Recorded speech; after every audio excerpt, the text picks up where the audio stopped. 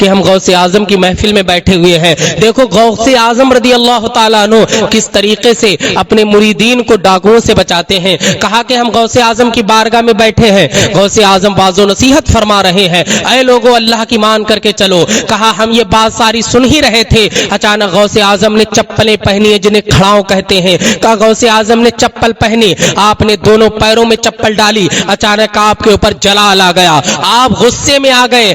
آپ کے مریدین کہتے ہم دیکھ رہے ہیں کہ غوث اعظم رضی اللہ تعالیٰ عنہ کو جلال آیا ہے, آپ نے کھڑاؤ پہنی ہے اور آپ نے زوردار آواز میں کہا تھا دور ہٹ جاؤ. جب آپ نے اتنی آواز دی, کہا کہ ہم میں کسی کو بولنے کی جرت نہیں تھی, بس ہم یہ سارا منظر اپنی آنکھوں سے دیکھ رہے ہیں کہ یہاں تو کوئی ہے بھی نہیں, پھر غوث اعظم اتنے جلال میں کیسے آ گئے؟ ابھی تک تو آپ جمال میں تھے, مریدین کو واضح نصیحت فرما رہے ہیں, مگر اب اتنا جلال کیوں ہے؟ اور غوث اعظم نے اپنی چپل لی اور ایک دور جگہ پر پھینک دی. حضرت عبد الخالق فرماتے ہم خاموش رہے. پھر غوث اعظم رضی اللہ تعالیٰ عنہ واضح نصیحت فرما رہے ہیں, آپ نے پھر کھڑاؤ لی اور دور جگہ پر پھینک دی اور آپ غرضدار آواز میں بولے دور ہٹ جا.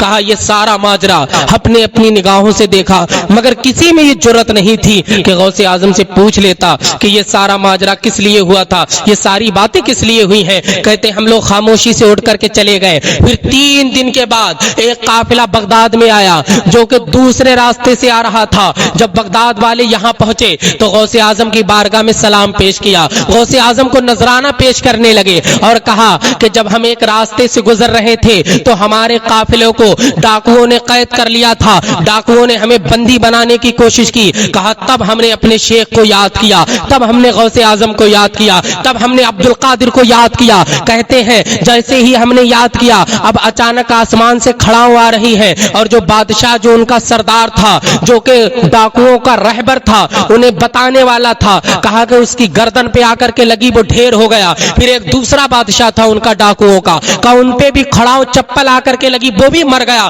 کہا یہ سارا ماجرا ہم دیکھ رہے تھے. پھر جو ڈاکو تھے انہوں نے کہا تم نے اپنے پیر و مرشد کو بلایا ہے, انہی نے تمہاری مدد کی ہے, اب جاؤ ہم تمہارا کچھ نہیں کریں گے, ہم تمہیں معاف کر رہے ہیں. اللہ اکبر. حضرت غوث اعظم رضی اللہ تعالیٰ عنہ کے یہ مریدین جب بغداد پہنچے تو یہ آپ کو نذرانہ پیش کرنے لگے, آپ کی بارگاہ میں سونا پیش کرنے لگے اور وہ کھڑاؤں بھی پیش کی تھی. کہا یہ کہ ان ڈاکوؤں نے ہمیں یہ کھڑاؤ دی تھی کہ غوث اعظم کی بارگاہ میں دے دینا جا کر کے, اس لیے کہ ہمارے دونوں بادشاہ جو ڈاکوؤں کے سردار تھے وہ مر گئے ہیں, وہ غرق ہو گئے, وہ فنا ہو گئے, اس لیے کہ غوث اعظم نے جو بغداد سے چپل کا بار کیا تھا ظالم پر, اس کا اثر ایسا تھا کہ وہ مر گئے. اللہ اکبر. اب حضرت عبد الخالق سمجھ گئے کہ غوث اعظم کو جلال کیوں آیا تھا, تقریر کے درمیان آپ نے اتنا جلال کیوں کیا تھا, یہ سارا میٹر آپ کے سامنے ظاہر ہو گیا. تو یہ غوث اعظم ہے کہ جنہیں پکارا جائے تو مدد کرتے ہیں, یہ غوث اعظم ہے جو بے سہاروں کا سہارا بنتے ہیں, اس لیے کہ اللہ پاک نے مقام و مرتبہ ہی بڑھا دیا ہے. ڈاکوؤں سے حفاظت مریدین کی کرتے ہیں, اور آج بھی اگر ان کا مرید غوث اعظم کو یاد کرے